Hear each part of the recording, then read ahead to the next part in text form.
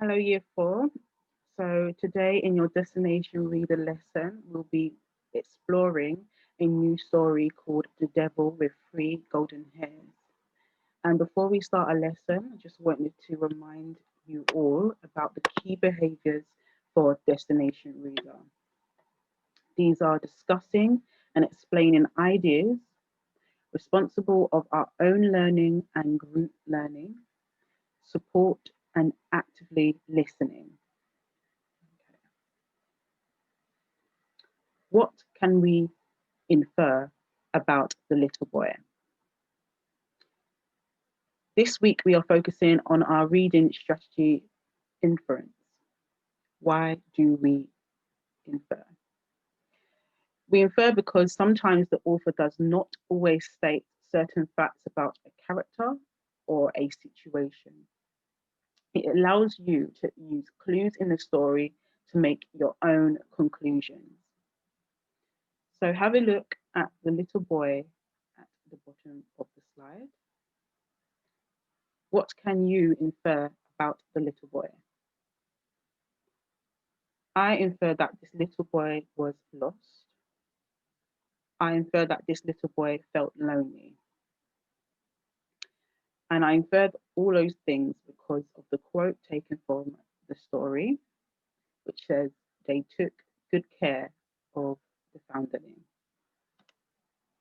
So have a little look and have a little think about what you can infer about the little boy.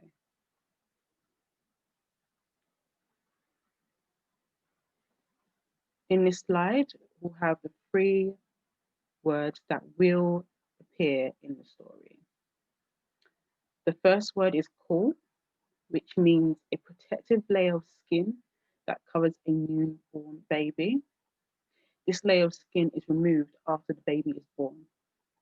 So as you can see in this picture, the layer of skin that is protecting the baby, that is a caul. Prophesied means to foretell or to predict the future. Foundling means a child abandoned by their parents.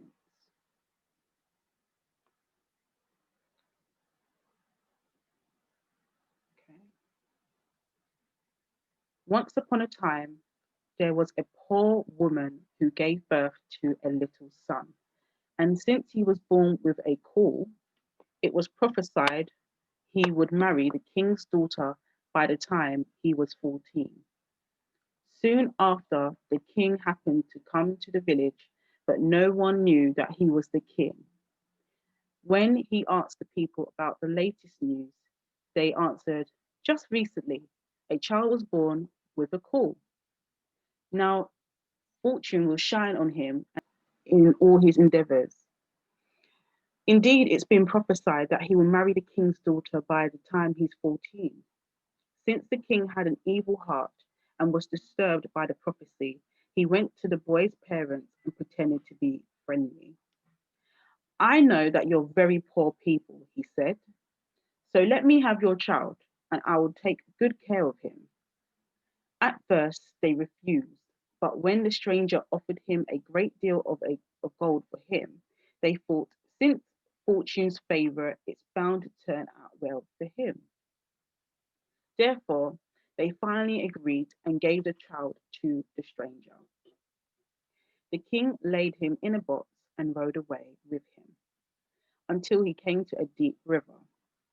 Then he threw the box into the water and thought, well, now I've rid my daughter of an undesirable suitor. But the box did not sink. Instead, it floated like a little boat and not a single drop of water got into it. The box drifted to within 2 miles of the king's capital city, where it was blocked from going any further by a mill dam. Fortunately, the miller's apprentice was standing on the bank and saw it. Thinking he had found a great treasure, he used a hook to pull the box ashore. However, when he opened it, he discovered a lovely looking boy who was alive and well. So he took the boy to the miller and his wife. because they did not have any children. Indeed, they were delighted and said, God has blessed us with this gift. They took good care of the foundling and made sure that he was raised with all the best virtues. Now, one day, the king happened to get caught in a thunderstorm and arrived at the mill. There he asked the miller and his wife whether the big boy was their son. So have a little think about what will happen next. I think the king has an evil plan for the little boy, and it's been prophesied that the little boy will marry the king's daughter. So, what I would like you to do, read to the end of the story on the Word document and answer the following